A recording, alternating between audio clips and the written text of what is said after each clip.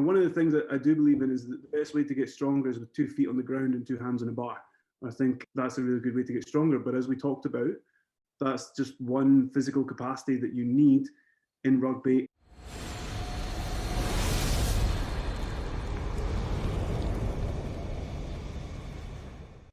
Yes, what's going on, everybody? Welcome back to another brand new Rugby Muscle podcast. I'm your host, as always, TJ, and today we've got another interview for you where I am joined by Fraser Murray of the Biella Bears in Italy, Coach FMT on Instagram. This is a fantastic interview where we discussed a lot of stuff on his philosophy on strength work, speed work, team and sport culture, how to improve at rugby, and also, of course, because he's now delved into the realm of jiu-jitsu, we obviously make that part of the discussion. If you're getting a little bit fed up with the jiu-jitsu discussion, comment below and let me know, because then I'll make sure to not include them. Personally, because it's an interest of mine, I keep throwing them in. If it's something none of you guys are completely not interested in listening to, let me know in the comments below. If you are impartial, you're not bothered either way, you kind of enjoy them, also let me know in the comments below. All the comments below in the YouTube really do help the algorithm. Of course, listening all the way through, giving a like and giving a subscribe also helps. If you're listening on the podcast, giving a 5-star review either on Spotify or on Apple Podcasts also really help us out. And all of that stuff is absolutely free for you to do. If you're interested in following Fraser and what he's doing with Coach FMT and rugbystrengthandconditioning.com, the links to that will be in the description below. Or if you want anything from Rugby Muscle, all of our stuff is in the description also below. If you haven't given a thumbs up at this point, please do so, because it massively helps out. I'd love to hear your questions, comments, thoughts in the comments below.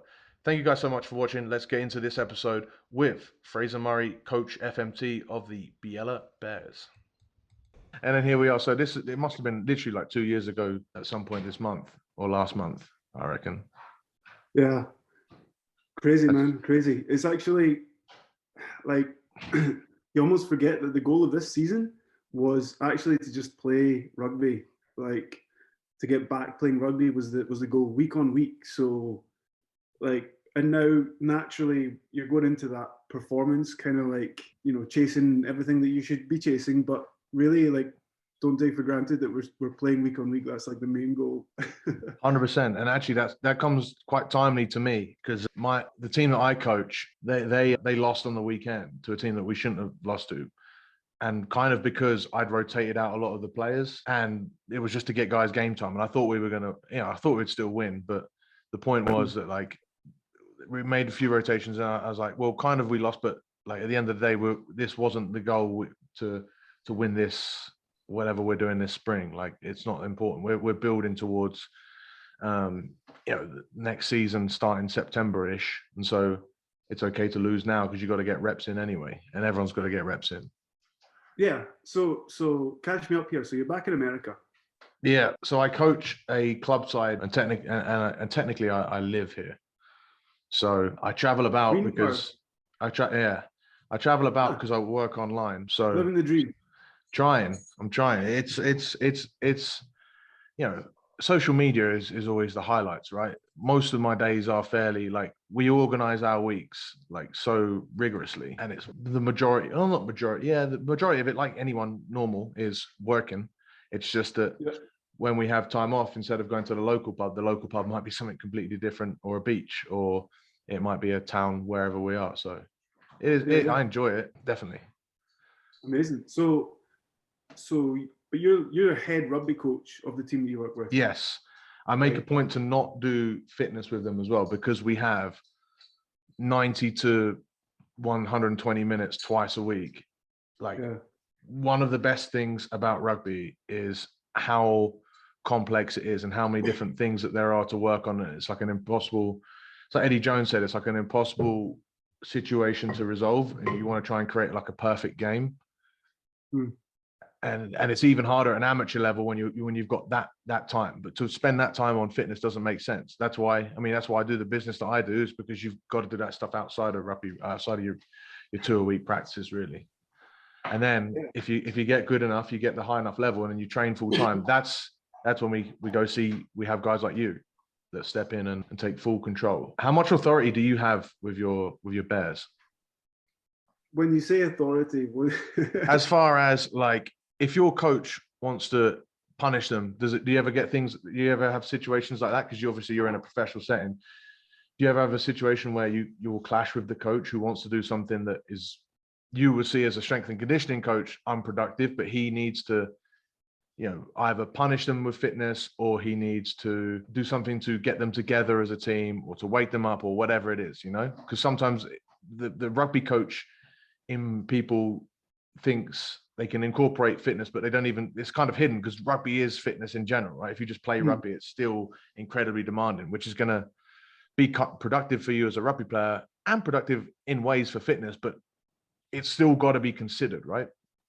Yeah. So to answer your question, well, we've had at Biella 3 different coaches while I've been here. So it's my first default is I would say that, good relationship with the coach, and then that kind of stuff doesn't really happen, because and there's layers to Biella. So you're saying professional, but it's Serie A. There are professional players, there are semi-professional players, and then there's amateur players, the type of players that you'll be working with that are really dedicated, but there's time constraints. So no, I haven't had a clash per se, because you get to know personalities, and you get to know if the boys are, I don't know, are you allowed to swear in this podcast? Yeah, you can fucking swear.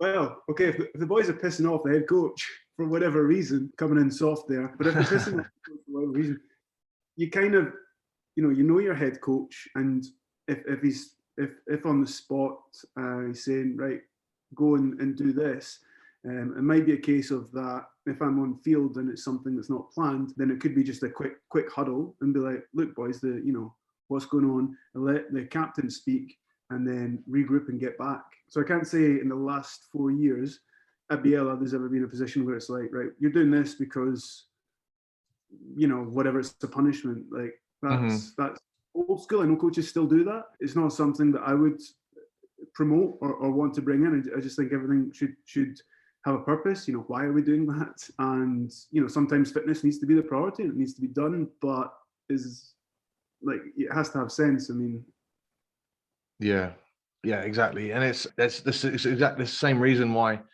like, I can approach my stuff as a rugby coach like in a different light, because I want to give people the freedom to be, to have the space to do more stuff when they're away from rugby. And all we're doing is like skill stuff a lot of the time, because especially now where we're coming to the end of the season, an unsuccessful season.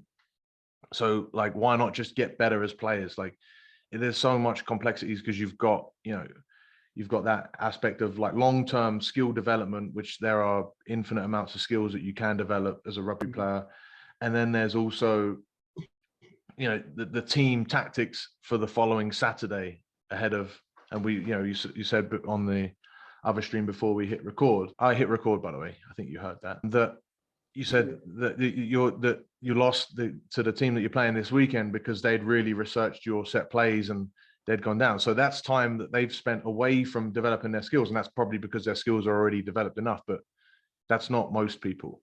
I think that's such a bloody complex sport, and it's only getting more demanding and more time intensive. And I feel for the amateur player, because the game is getting, like, the level is raising and raising, and the physicality is going higher and higher.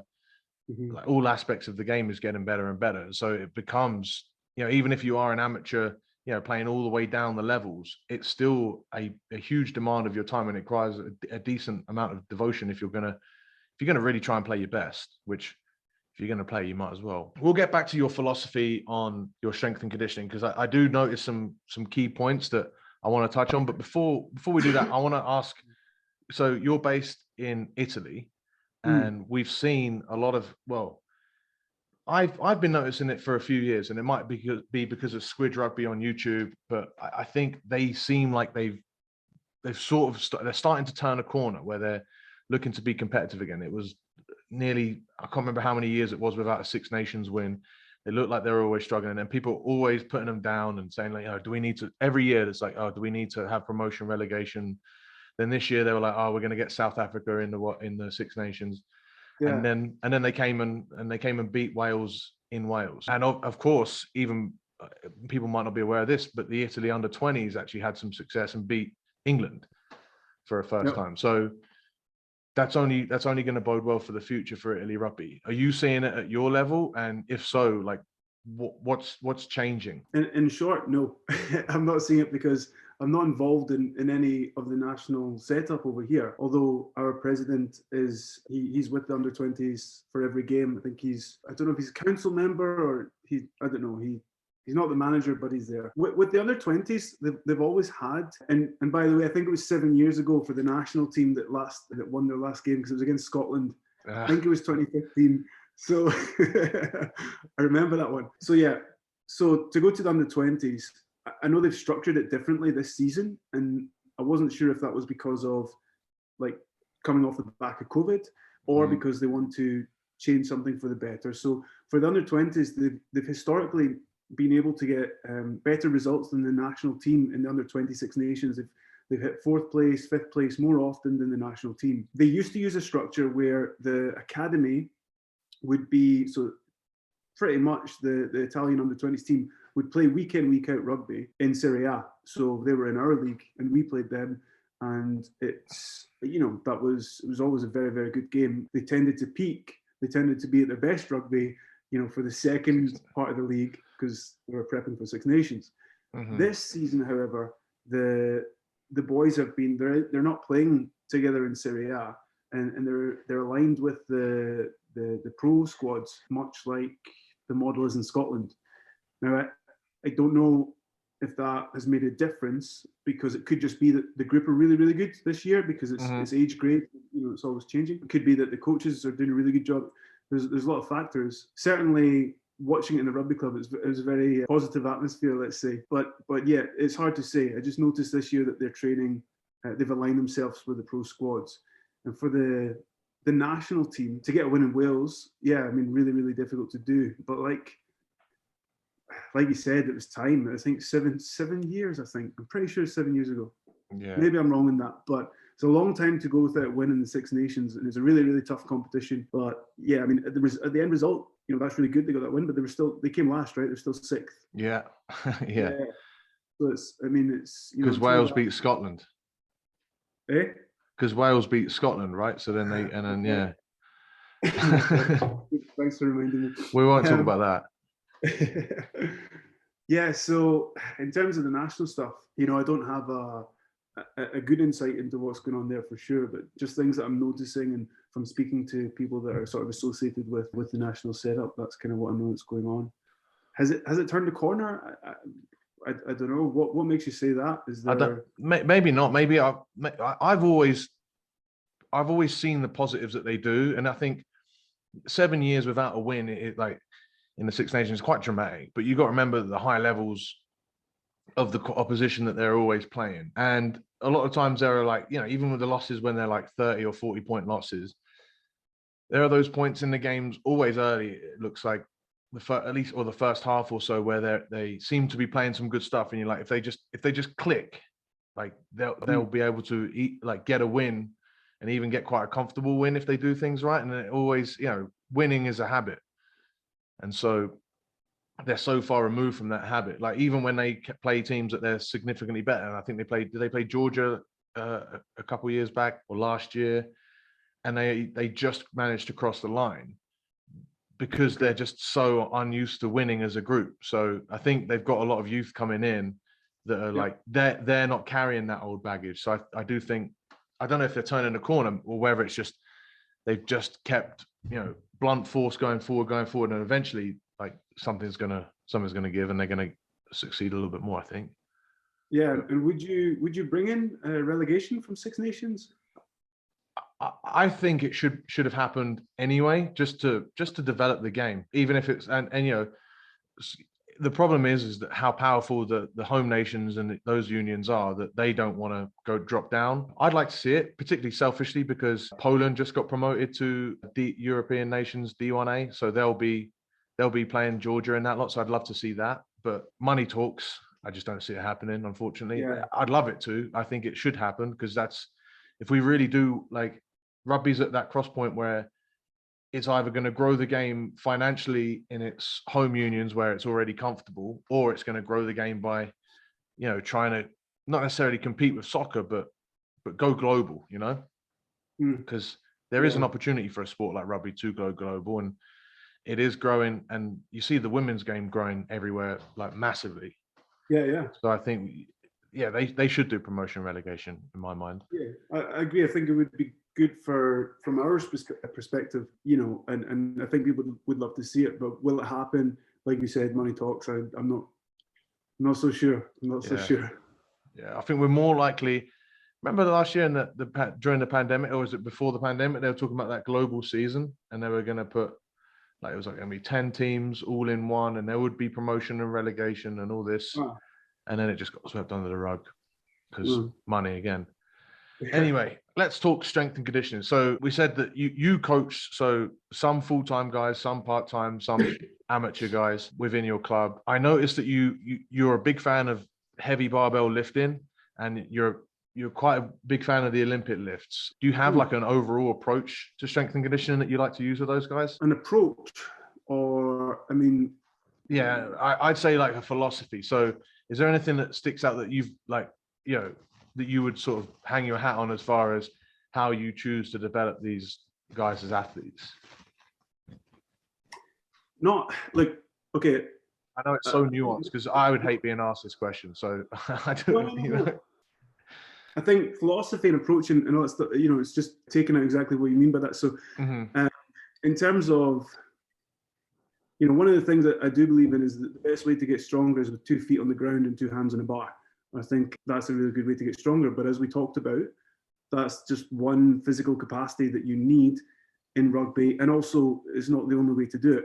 In terms of approach, I would say that I have a holistic approach because, like, everything counts. We have non-negotiables, but you know, life exists. Okay. Yeah. Sleepless nights exist, and breaking up with girlfriends exists, and you know, just these things affect what's going on with a person, which affects the performance that they can put in, their mental health, their physical fitness. So that gets certainly considered, and a program might be like the perfect program on paper, and the guys might come in, and this happens many times, where okay, you know, your target is 110 clean today for 3, that's your 80%, blah, blah, blah. But you can just see that that's not happening today for whatever reason. And we were using that to develop power output, not for any other reason. So it's like, okay, mate, I need you at this velocity. So I'm not seeing that. I'm not seeing with my eye, never mind a velocity device. So you think 90, if you hit this 90 set for 3 and it looks fast enough, then yeah, we'll do 100 and then we'll go up to 10 and we'll just step load it instead of plateau load it. But yeah, so I guess the approach is holistic. Within that, you know, there's processes then that I have. For example, I think getting strong underpins a lot, and that is the biggest gap between a youth developing athlete and going pro. So that's certainly one thing that's really important, and it takes time to get strong. And like I said, it's although probably that's what I show more of: squats, bench press, push presses, jerks, because I do use the barbell lifts. It's not the only way to get strong, and it's not the only thing to do. You know, one of my favourite quotes was from a coach from Scottish Rugby. He was saying there's no point in having a 170 bench if you can't do 5 dips on the rings. That always stayed with me. I really like that. So I've kind of gone on a tangent there. That's all good. I think the point that I want to bring away from that is, and I've just going to use to reinforce my philosophy is like strength first is always a good approach. And it's good because, you know, I think when we deal with a lot of strength and conditioning coaches, Key is one for this, like, you know, he always talks about how insignificant strength is for like professional rugby players or like high level rugby players. And I think that's because they've already met that barrier to entry, right? But if you're already below it, like getting stronger is far more important than like so many other specific power things, because you've just got, you know, your engine's still too small. Like there's no point putting the most optimal, I don't know how, I always go for car analogies and I don't understand cars. So it's a bad example to use, but yeah, your engine's tiny. You've got, it's just not working, and you know, you're going under the hood and you're trying to make it all shiny and stuff. But you still got a tiny engine. So you've got to build that engine first. And it's the same for aerobic capacity when it comes to fitness. That's like my overall approach is like both ends of the spectrum. And then the middle will come along like quite easily, as long as you get those good enough, then work on the middle. Because the other thing about the middle is it's also incredibly fatiguing compared to top end strength, which doesn't require too much volume. You know, once you get to ridiculous volumes, that's probably when you're strong enough. And then aerobic capacity, it requires a lot of volume, but it's such a low intensity, it's not going to fatigue you. Yeah, absolutely. I mean, you got to take the low-hanging fruit. You know that if you got a young developing guy and you get him stronger by whatever means, whatever you're using to train or assess that, like that's going to make a difference on his acceleration. That's going to then make a difference to his rugby, being able to absorb impacts, depending on what position he's in, make a difference in the scrum, etc. So yeah, just taking the low-hanging fruit. And like you say, going from one side of the spectrum to the other side of the spectrum, totally agree. That's really important. I think once you are at certain standards, like you said, there's merit for being more specific or tailored, or just boxing a little bit. It's probably not the right terminology, but that's where you need to be in that middle zone a little bit more, perhaps. You know, there's no point in squeezing out, you know, okay, you squat 200 kilograms, we're going to dedicate your training, because that's what it comes down to. It comes down to like time. We're going to dedicate your training to a 220 squat. All right, but actually, you know, you've got to scrum and line out, and then we also have to make sure that you're getting around the pitch enough. We need to account for that volume. So I'm not going to be able to put the volume through you to get you to that 220 squat at this time. But that's why you have a model of the year. And when we're going back to that holistic approach, I guess one thing that's important is the guys understand what you're doing and why you're doing it. And some guys won't be interested. Some guys, you can put up the program 3 weeks before for the next 6 weeks, like the template program, and they won't look at it until that morning, 10 minutes before. Other guys will want to know exactly the detail. They'll want to sit down and have a coffee. They'll want to know what you expect from them here and there. And with regards to that, I use the biomotors ability model for the year. But again, like that's just broad sort of capacities that you're looking at there, and within that, as you know, with rugby players, you know, there's groups of athletes that this guy needs more of this, so he's going to be in this group. This guy needs more of this. So although there might be the same focus for the overall squad, within that squad there might be 3 sub squads that are doing slightly different things, and then that's not even talking about individualization of things that come up from the physio or injury history. So yeah, rugby's complex. Stress, yeah, it is. Models help you manage it. Yeah, absolutely, and that's why, you know, we do what we do. Why coaching exists, because it's not like if it was just a program and everyone could do 5x5 or 5-3-1 or, you know, name a better powerlifting program and they do that, and you know, that's not the case, because everything needs to adjust, and that's why we're moving into like AI now that's adjusting to your stress levels and stuff. But again, it's a lot about I think it's more about the person. We spoke about like both ends of the spectrum as far as strength and aerobic work. I also want to talk about both ends of the spectrum as far as like we've got strength, and you mentioned how strength can improve your acceleration. We've also got on the other end of that power spectrum, we've got speed. And I noticed you put up a video, I think yesterday or the day before, about a top end speed and how you develop it with your guys. Quality video. I suggest people go and watch. It's a real, like, it's just stuff that people need, and actionable stuff about speed. I think rugby tends to learn stuff from other sports, so like powerlifting I already mentioned, you know, Olympic lifting or whatever, right? And speed will learn a lot from track people. But the thing is with rugby is that there's different types of speed for different uses. So what's your idea of like rugby specific speed, and how do we go about training? Okay, when it comes to speed, rugby specific speed is getting someone really, really fast with a good rugby IQ. I think they need to have that understanding and experience so they can know when to you know, put on the gas, put off the gas. But the term is game speed, I guess, what we're talking about. But ultimately, you can break speed down into acceleration, absolute speed, agility, and just being able to identify, okay, where I guess it's like strength or anything that you're trying to change physically. It's like, where is the gaps? Where are my gaps if I'm an athlete? Like, am I not fast enough at the top end when I'm, I've got the ball and free and clear, but I'm getting tracked down?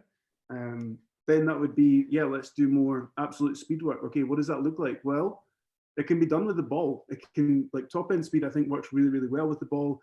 Kick and chase, the example drill that I put in that video that you referred to. Like, there's so many ideas. So rugby coaches love that. But yeah, I think when you're talking about rugby specific speed, that word specific is kind of it's a dangerous word because like there's so many different situations in rugby where speed is like there's deaccelerations, accelerations, and agility and game speed. You have to factor in someone's IQ and knowing, oh, this guy's probably going to go there, so I'm going to get there before him, even if I'm slower than him, because I know he's taking that line. So the perfect rugby specific speed solution would be identify what physical capacity is going to give you the biggest bang for your buck. Now, if you are 16 years old and you can't do a single leg pistol squat, or you've never touched a barbell in your life, you'll probably get faster by doing rugby, go to rugby training, and also just follow a really simple strength program. That will get you better acceleration to a point, as we know, that you can't just keep chasing that rabbit. So yeah, it might be a case that, okay, you've gone through a full S&C program for 6 years, you're 24 years old, and you're still not having the gas. Like okay, where have you prioritized speed? Are you still following a 4 times a week gym program, and you're doing like one speed session in rugby, or maybe you're doing it twice a week? Why not let go of the powerlifting squats? Like, just do that once a week, and you can make it jump squats. You're not going to lose like your strength in a block of 6 weeks just by letting that go and focusing more on speed. So I think the rugby specific speed comes down to identifying what physical capacity is going to give you the biggest bang for your buck, going out and making improvements, measurable improvements in that physical capacity, and couple that with rugby drills and rugby and watching rugby and just living rugby to increase your rugby IQ. And hopefully that's as simple as it needs to be, and as simple as like you said, sometimes you talk about speed, and I'm ranting now, but just bear with me 1 second. You get a lot of people that are posting on social media about all these postures and all these complicated things that don't post results, or don't see them. Like, and maybe that's a data issue, I don't know, but it's like, do you work with athletes? I love the theory. That makes a lot of sense to me. Show me. Like, show me that. Put it in a paper, publish it in a paper, I'll read it. But you're not a published, author. So, just don't confuse people. Like, just give them the information that will actually make a difference. That's something I've changed. I've probably changed my mind on quite a bit recently, is that with speed work, like, I've stopped kind of telling people like the postures and the positions that they're looking for, unless we're like just doing like the real basic wall drill, or the basic, either the wall drills if you're doing top end speed, or if you're doing acceleration, like both variations. Outside of that, like, you're doing some drills and you're telling them what to feel for. But once you do the drills themselves, like, basic A skips or bounds, whatever it is, they should like promote what you're trying to do as far as getting fast technically anyway.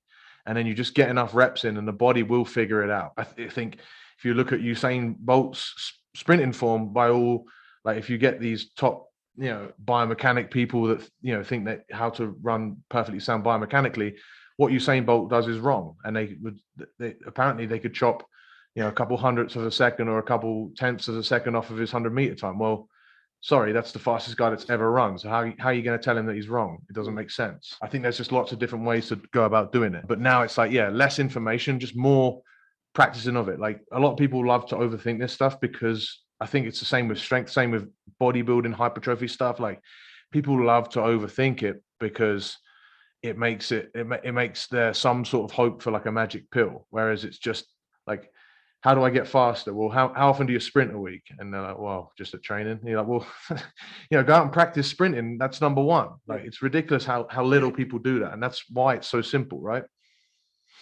Yeah. And I think, when we're talking about sort of closed skill drills and easy skill drills, that might be something that, and that's something that a coach can lead you on. Okay, this is the your priority of the program is strength, let's say. Okay, your speed work is in there because you never, you're always training everything in rugby is just things have priorities, as you know. So we're going to do more of because you'll be beaten up a little bit from the strength work. We're going to do more of the skill focused work on speed. You'll still be doing speed work, but it won't be the priority. However, once you've got X amount of strong, which is week 8, by the way, because you're working with me and that's why we're doing it, we're following these percentage, blah, blah, blah. You have to let go of that strength stuff. And now we're going to ramp up the speed stuff because you want to be at your best on game day. And last time I checked, speed was one of the most important things in your position. The athletes, they've bought into it. They understand why they're doing it. And sometimes the skill stuff on speed can be boring because, they might have to go through a process of thinking about it. Why am I doing this? I just want to go in the ball and you're doing this because you're trailing leg, blah, blah, blah. If we practice this enough, when we've got time to at this point in preseason, you're going to be flying because we're going to make some changes. I think that's kind of our job as coaches to let the athletes know, look, there is a technical model. We are using the best of the technical model from weightlifting, powerlifting, sprinting, but you're a rugby player, so we need to make sure you're sort of within the walls of this technical model, but it's not going to be the most, you're not going to be an elite 100-meter sprinter. That's okay. You're a rugby player. So just having that conversation with them, obviously we need to operate from a technical model as coaches, but recognizing that we're training rugby players and there's 100 things that we need to do, and just framing, again, identifying the gaps and then just framing, okay, we're doing this here because, X, Y, Z.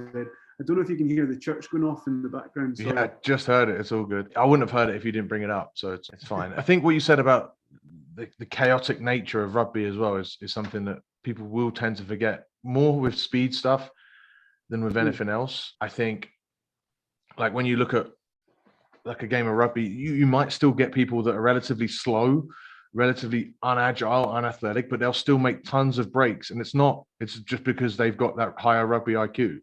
Like agility, I think, is the biggest one for rugby IQ as far as yes, moving better helps you move more efficiently. But if you step too late, you're not gonna avoid the defender no matter what. And a lot of people will make that they'll try and step around a defender, but they'll be within reach, and then it's just too late. I think that's something that people tend to forget about. So it's just rugby practice. I think I want to move on to, I think you brought this up as far as going to primer sessions for rugby. So when we're talking about primer sessions, I've posted 1 or 2 on my YouTube channel. I think it's a valuable time, particularly for amateurs, because a lot of guys just don't have that much time to get in the gym. So when they do, they've got to prioritize their strength work, but they can't prioritize strength work potentially the day before a game, but they've got that time free. Like, typically you get a working guy, they'll have some time on Friday free, but they're afraid to go to the gym because they're petrified of being tired for the Saturday game. What's your approach for primer sessions that you use with both your amateur, semi-pro and professional guys? All right, so primer sessions, yes, I think really, really important. It's interesting to hear you talk about how useful it can be for amateur athletes as well. I did an article recently on this on my website, and it was a bit of a lit review for me, to understand. We understand the effects of primers. So potentiation and affects your hormonal status in a positive way. And what I was reading was there's agreed principles, of course, and there's not really an agreed protocol. I don't know if there will be, but one of the, I should say at the start, let me go back. We don't use primers. It is something that I want to bring in next year. And I'm actually going to document it and use it as my master's thesis. Oh, nice. So I want it to be, it's going to be legit. And if it affects athletic performance, then awesome. If it doesn't, the thesis is still there. It'll just say, this primer protocol didn't work. So what I was seeing in the research was there's also it can be up to 48 hours before. So in that sense, we do currently use a primer, but I think that's a far reach. It can be the day before, or it can be the morning of the game. So I want to try a 6 hour before, and I want to try heavy strength stuff coupled with sprints, and to see if that affects hormonal status positively, which obviously we'll measure. I'll be working with St. Mary's University on that, and some athletic jumps. So I need to kind of map it all out and do a good proposal for this, but it's certainly something I'm interested in. And like you said, I can really see the value of it. It's something that I know a lot of guys do. I do it before judo fights or BJJ competitions. I wouldn't want to compete without doing some sort of primer. And yeah, so something that I can't say definitively, like, oh, hey, this is what I recommend, etc. Because there's principles there, and I definitely there's evidence there's unquestionable evidence that it works. But it's like, it's such an individual thing. Can we as an industry get it down to a precise time? I don't know, probably not, but I want to try.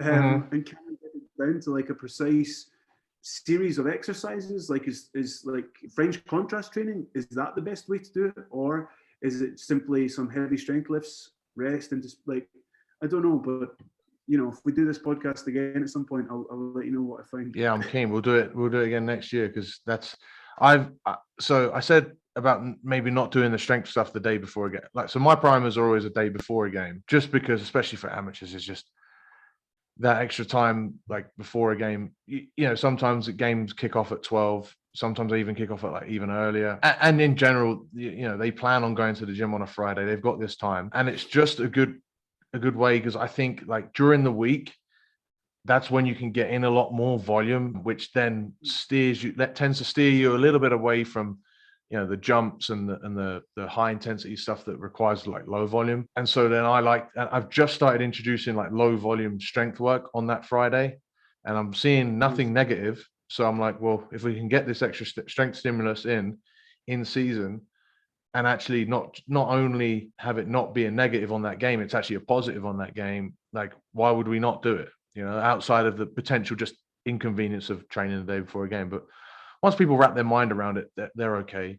Do you ever have your guys in on the day after a game? Obviously, this is the opposite to a primer, like a sort of recovery session, but I'd love to hear your thoughts on it if you have those guys in on like a Sunday.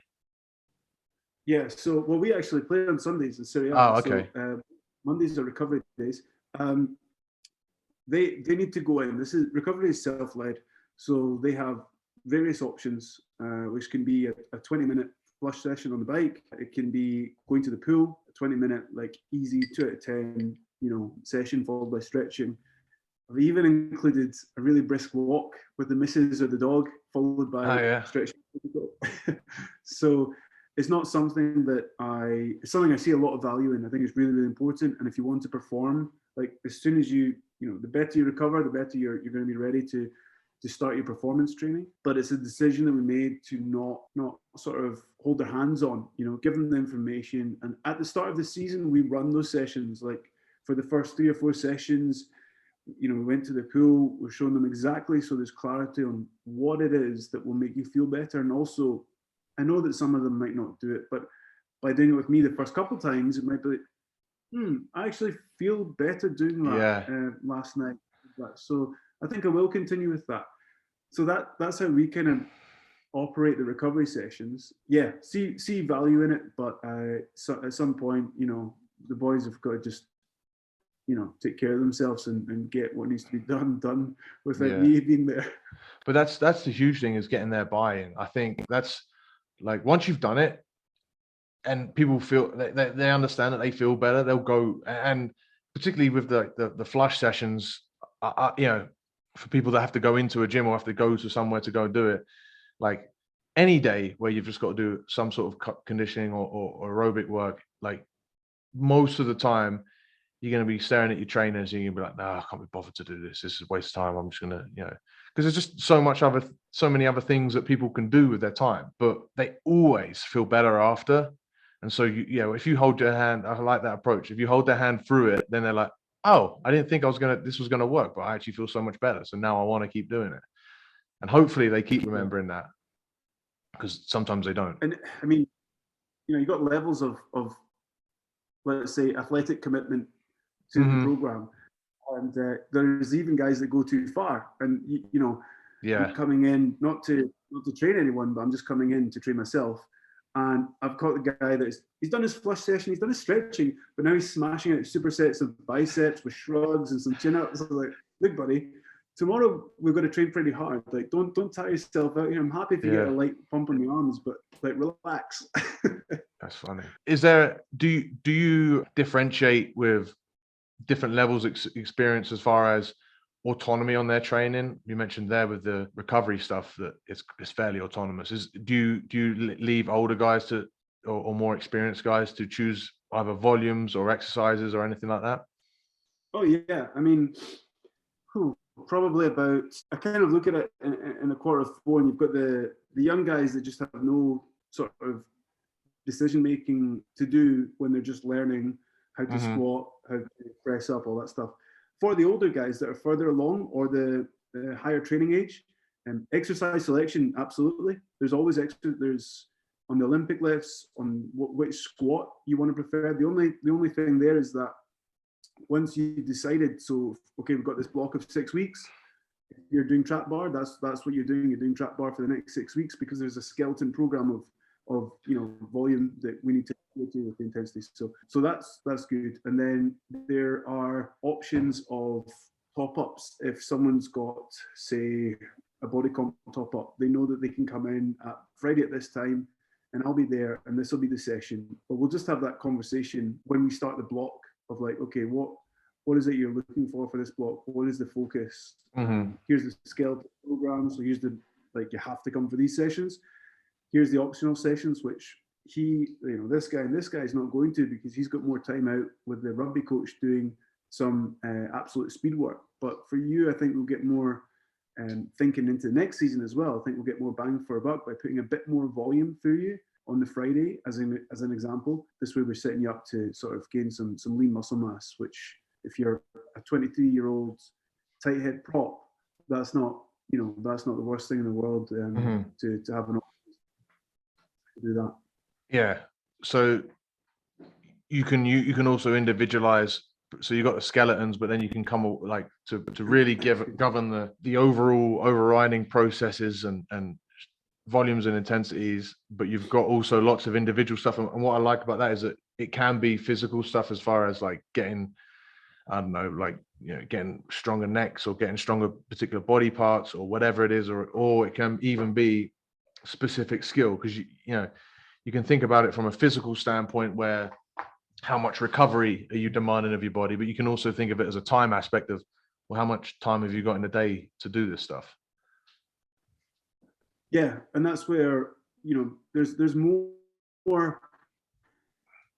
There's not more autonomy, but the pros have. I've got a good group of 15 guys that are full time, so they have more of those options because they have more time.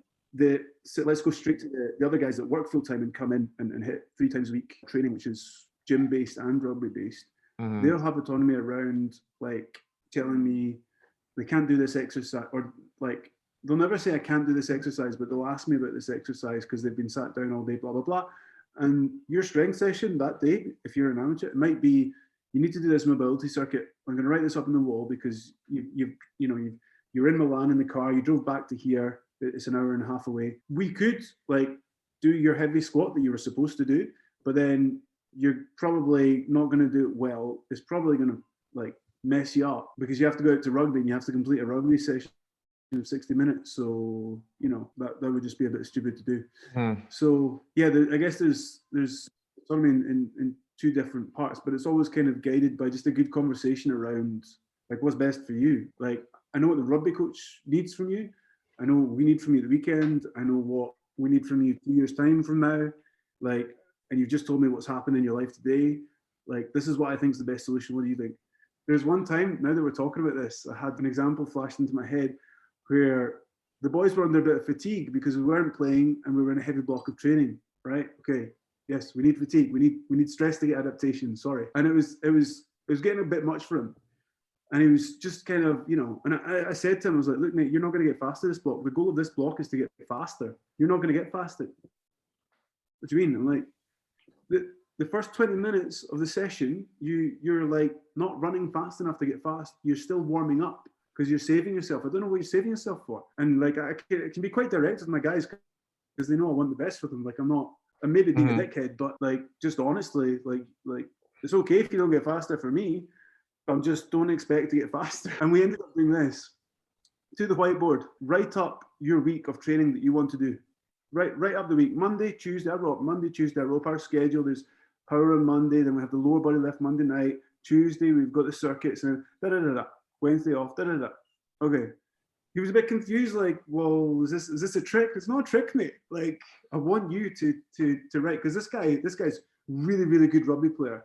He's not an old rugby player, but like he's not at the start of his career. So I'd say he's like sort of in the mid of his career, in his prime. And you could, he wants to take some initiative. Awesome. So like, okay, you write up what you want from this block, like in terms of what the days could look like for you, and then we'll have a conversation. Like, I'm not saying like that's going to be completely possible, but let's work out around rugby. And it turns out he wrote up the exact same thing that we already kind of had planned.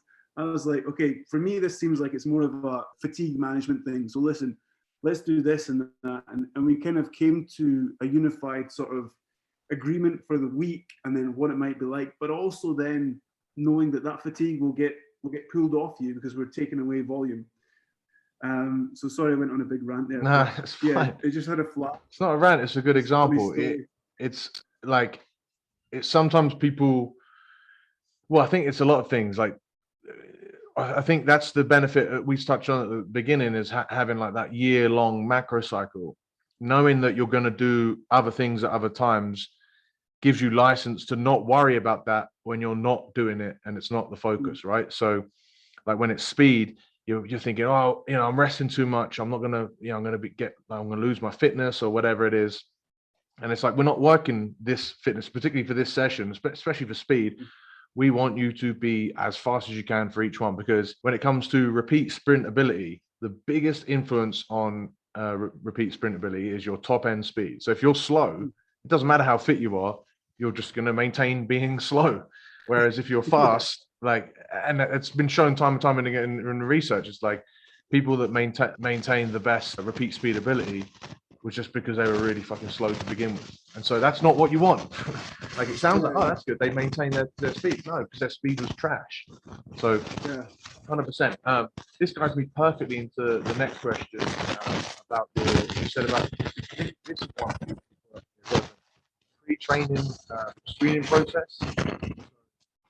The one I use, so I use my pre-training screening process is done like on a weekly basis. They have license within each week to then, pull back if they're feeling off or whatever. But for the most part, we'll set a schedule for the week depending on what their work and social schedule looks like for the week, and rugby schedule, of course. And we'll plan it out like that. And then we'll if we dip too hard into fatigue, we'll react to it the next week. But overall, it works out pretty fine. Do you, as someone that's in the gym with them every single session, is there a pre-training process that you do with them each day, each warm-up, or something that you go through to guide those adjustments that you like to make? This season, no, I'll be honest with you. So in terms of let's go in season post-game, we've got the physio check-in and the medical triage, and then you get the information, okay, who's modified, who's not modified. I used to do wellness data. I didn't like it. In my situation, I can see why big organizations need wellness data. But to be honest with you, like, I wasn't going to be, I could check it in the morning and see what guys are reporting, but I wasn't ever going to use that data again. So I was like, why am I doing that? Why don't I just do what I'm doing anyway and save everybody time? And just when they arrive in the morning, Tuesday morning, our first performance session, like, hey man, how are you? How's the shoulder? How's when we go on to, and I used to also, before COVID, I used to do velocity profiling, which I like. I may do it again, but this season, again, you can just, when you know your athletes and you've already used for like a period of time, even 4 sessions, the velocity-based training, you can kind of know, right, that guy's squatting slow today, so he's not going to be able to hit 85% even for 3, which is fine because he's strong, so that's going to be quite taxing on him. He already told me he's a bit fatigued, so you just go in and set reps up. And I used to do a pre-session briefing for every session, Now what happens is the guys come in and doing music on, cool, straight down to the ground for the ground mobility, which is individualized. And I'll just go round every one of them at this point, and be like, blah, blah, blah, quick conversation. All right, listen, the main lift is the trap bar. You're going to use 160 for your first set, and then we'll see how we go. Okay? Okay, cool. Hey, you got to use, 160, but for all 5 sets, because, we need to pull toe load with you. We need more volume. You didn't play at the weekend. You should be good. Like, what do you think? Yep, yeah, cool. I think that has been quite refreshing for me, because I'm not, sounds bad. I'm doing less work, but I'm being more impactful, I feel. Yeah, no, I have made the same switch. I think I did it a few years back with, as far as like I've done it with people in person where we've tried broad jumps or vertical jumps just to gauge it, or we've tried, a little mini questionnaire based on, you give yourself a rating out of 10. And then I've also tried like with the strength stuff, like, and we'll still be flexible with the strength stuff. And this is something we still might do, is like, here's your first set, and then do the other sets based on how that first one feels. And I think that's, for a general approach anyway, is always good. I don't think that's particularly something that's just for rugby. Yeah, 100%. And then even like, I know guys that do that, like their focus is just powerlifting, because as we've already said, stress is stress. And sometimes if you've been in the car for too long, or you've had a fight with the missus or whatever it is, like you're just not feeling it, and that's fine. But then ramming your head against a brick wall doesn't help. Now, as far as the power stuff goes, I think sometimes there's a little bit too much data that turns athletes off, and there is definitely an intuitive thing about it. Like how do you explain like the barbarians, or how do you explain people that get like, there are some people that play their best games after a heavy night on the booze. So we can't say that it's stupid. That's not to go say everyone does that, right? But it's true. So there must be a lot more psychological than we can get through data. So having a conversation with people is massive, right? Yeah, I'm glad you said that. When we were doing weekly CMJs and using OptiJump on the Tuesday before the session, our winger who scored like terribly, is like 48. He's usually a 56 jumper, no arm swing. And I was like, oh God, right, okay, he's tired. But he seemed like he was okay. It was just a bit, he wasn't ready yet. He wasn't like in the session. Yeah. So obviously with the power cleans, I was like, right, we're gonna like just 80 kilos, let me see it. As he got into the session, he hit a PB power clean. He hit 120 kilograms, and I was like, right, okay. The music was on, he started to, like you say, the psychology is so important. I think the data, yeah, we need that. It's really good to track. And if you have a large staff and you can do all that, and you can get your 5 and 10% and 2.5% and work out fatigue, but I think it doesn't paint the whole picture. So yeah, it's interesting, isn't it, how much psychology can affect performance, and it can be a difference of 5 minutes as well. It's crazy. Yeah. I mean, at the end of the day, we do everything with our brains. Like the body's there, but the brain kind of governs everything. So you've got to. It's difficult because then and why I didn't like sports psychology when I was in university was because it's so much harder to quantify everything. And so as sports science people, it's getting definitely not pushed to the side, but it's just people are resistant to it because it's difficult to quantify things. Speaking of things that are difficult to quantify, actually this is easy to quantify. Have you still got 15 minutes left or so to keep going? Yeah. Okay, beautiful. Difficult to quantify now is how sort of grappling has influenced your coaching. So you're a judo athlete, you're now joined everyone, it seems, that's been doing BJJ. I thought I was late, and then since I've come, like so many other people are joining, and I'm happy because it's just, I'm unhappy because it's not the people whose ear I chew off, and I tell everyone that asks me about it that they should go and do it. But everyone seems to be doing it, so it's really good. Is there something from judo or BJJ that's influenced, like either as rugby players as the skill, or your strength and conditioning, how you go about training your athletes? Yeah, lots of things. I guess, my background in grappling is I started at university after taking time out of rugby and time to kind of recover from shoulder surgeries. Judo helped you recover. And Is it so not? judo didn't help me recover. That's what I was going to say. Is it not more? It's just as brutal. Oh yeah, when I started, so I had, I finished rugby, and then I had like 3 years, I think, of just getting my shoulder right. After surgery, there was two surgeries that were just not successful, and that came down to strength and conditioning. It's a big part of why I'm a strength coach. And then I played a year of uni rugby just to make mates, because I got my shoulder at a point where I could play sort of, I could play rugby, just not the level that I wanted to play. But then after that, I was kind of like, all right, I've made mates. Rugby's good, but I want a new challenge. And yeah, judo certainly was that for me. And there's lots of things I learned, like I was involved in, in judo. Well, it's like BJJ, there's sparring, but when I got to a certain level, obviously after a certain time, this wasn't straight away, God no. But you could go to the National Centre for Randori, which is sparring with the people that are fighting for Great Britain, which is just another level. So things like work rate, I mean, to go through the process of getting your judo black belt, there's a technical way to get your black belt, and then there's the, you fight for your belts. So, I was always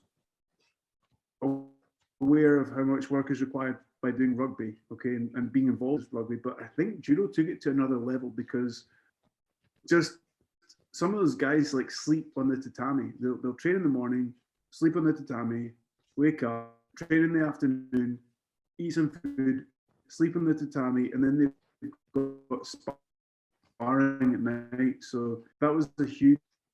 Did it reinforce, or did it just really wake position is, and how unimportant strength and conditioning can be, if I can say that. So yeah, I did my first judo to find out, what it's all about. After 6 months of training, I don't know, and I was against the black belt, and I was yellow belt, which I think in BJJ terms is like a white belt with a 3 or 4 two tabs. And I was in the best shape of my life. I was like, oh, I say best shape is in body composition. I'm stronger now, but I was strong. Everything was good. Okay, perfect preparation from SSC point of view. I go in with my yellow belt.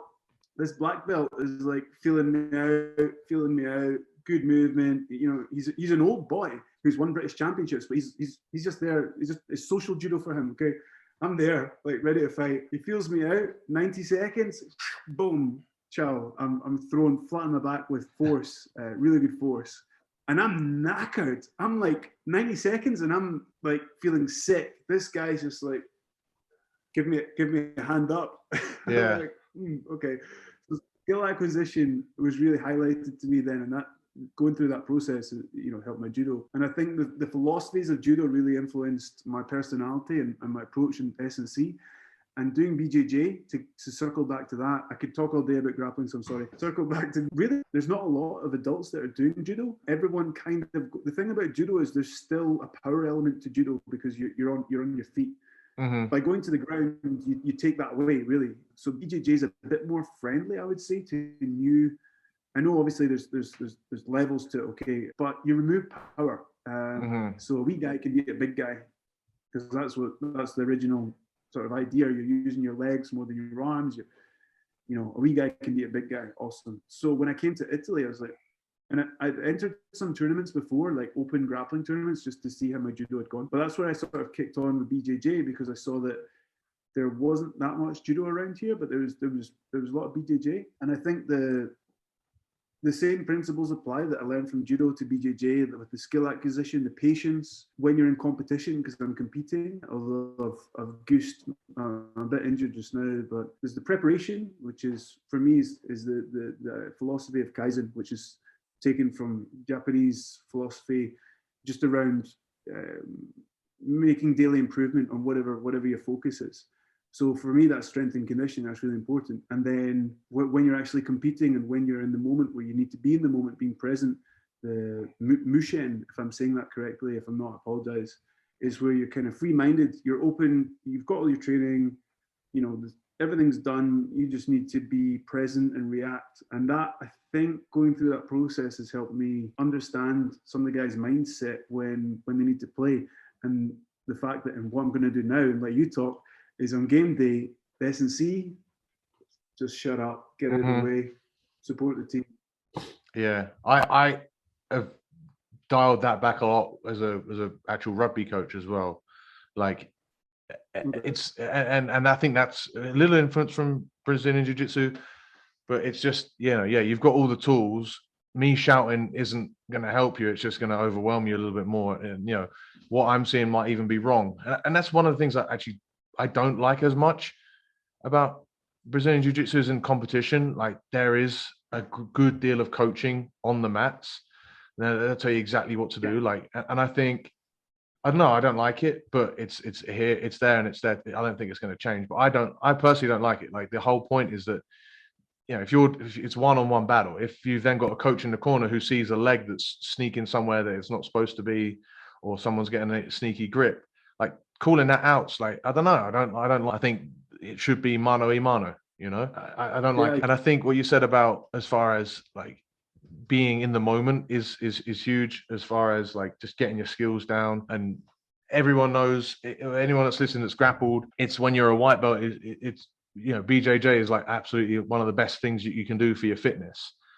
And then the better you get, the less work it is. And now, like, I'm a purple belt, and I can just, I'll go with white or blue belt sometimes, and they'll go so hard, and I'll just be relaxed. And maybe I won't get as much success as I could do if I was trying really hard, but I'm just practicing my skills and I'm practicing my reactions. And I think that's a big influence that I've had, as far as like we can really measure progress quite well in the gym, because we've got weights, we've got volumes, we've got things to track, body composition, everything like that. When it comes to rugby skills and stuff, it's a lot more difficult to quantify. You're not, even with like things that you could potentially quantify how far you pass it or how far you kick it, but that's still not really relevant, particularly when you're talking about like game sense. And we spoke about like agility as well. You can measure how far someone can do the T test or whatever, but whether that means shit for their ability to break through the line and find a gap or make a tackle against someone that's stepping, like that, no, it doesn't work like that. So there is something to be said about getting lots of reps in of just different aspects of rugby. And I think that's something that I really took from jiu-jitsu. I'm like, you got brown and black belts that have been doing this for 10 years, and they're still just working basic triangle mechanics. And it's the same thing when you look at professional rugby players. Like, you'll get all the top scrum halves, fly halves, whatever, they're doing their kicks, they're doing their basic passing, they're doing all those drills. And then you look at the amateurs, and they're there 15 minutes early for training, and they're just sort of standing around passing the ball around in a circle with their strong hand and doing whatever. I think that's, if you can move that across. And again, you do that for jiu-jitsu as well, where people will just, every open mat ends up just being a randori rather than working some position specific stuff. We're humans at the end of the day. We want to do the stuff that we like and that we're already good at. But if you can work on your weaknesses, you can work on your skills. It's, in the moment, it's probably less fun, but it's, I think, long term, a lot more rewarding. Absolutely.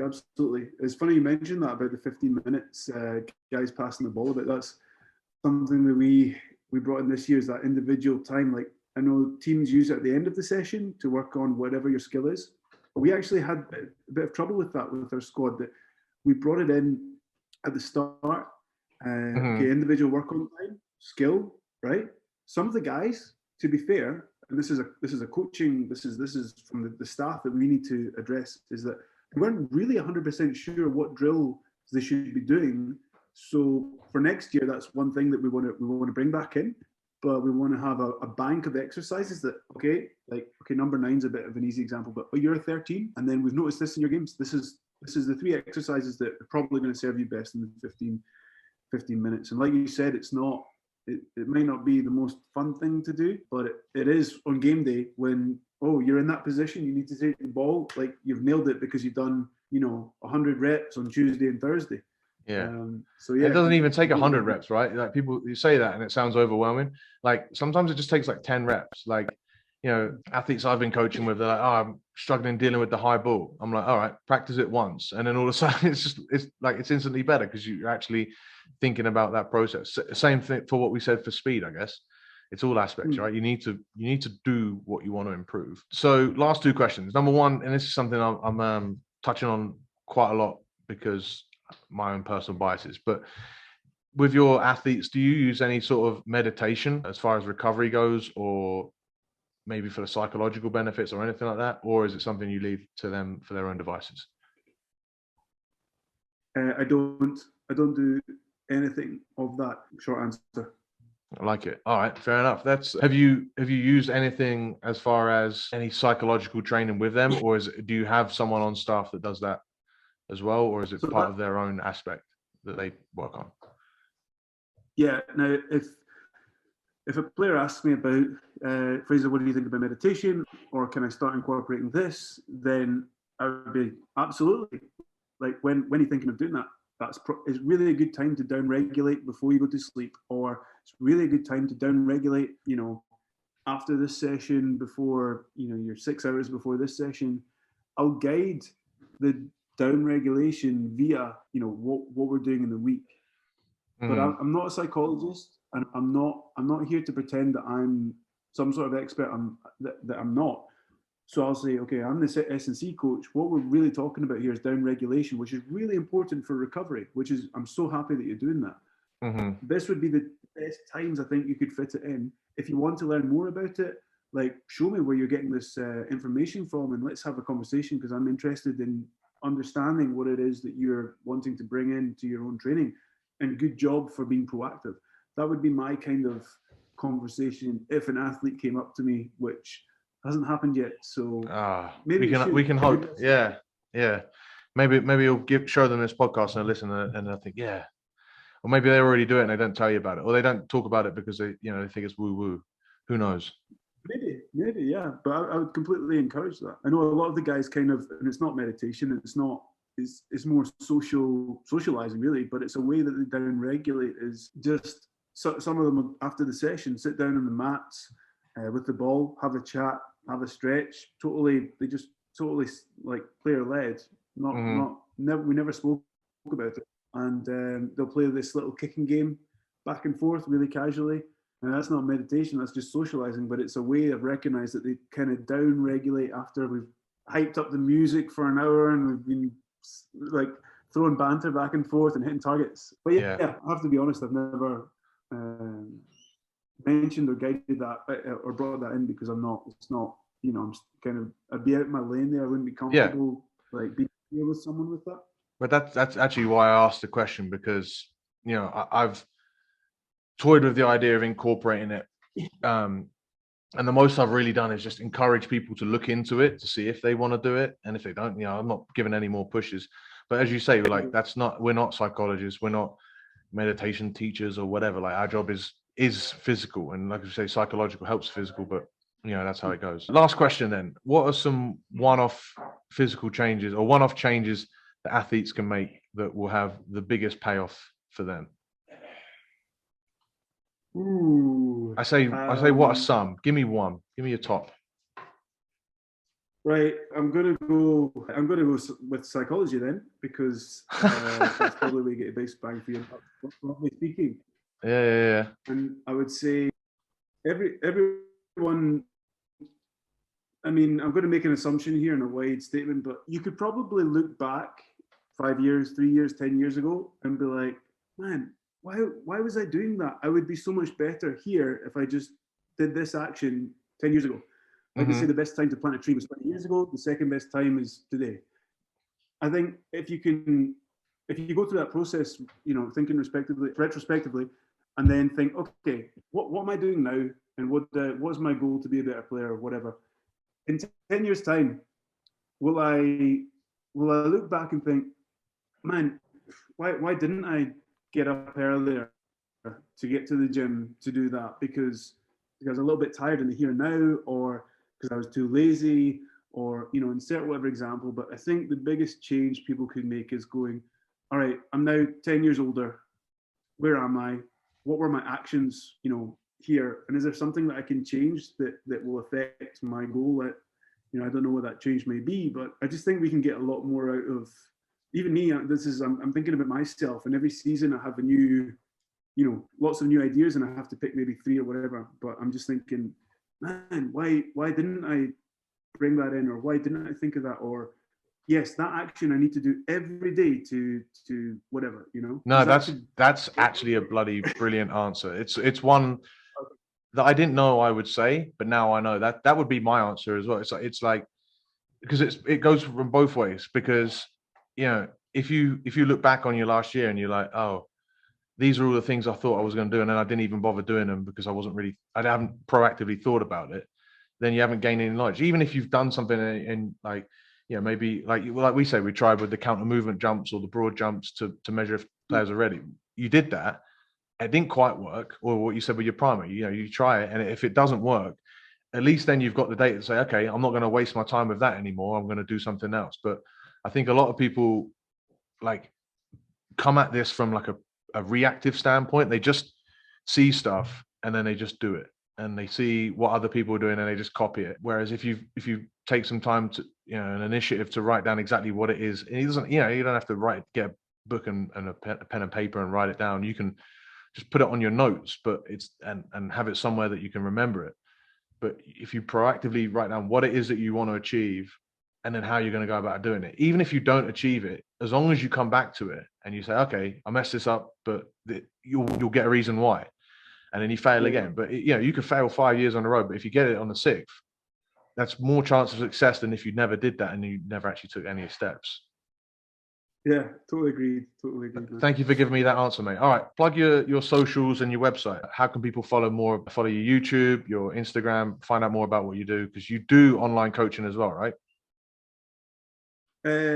Yes.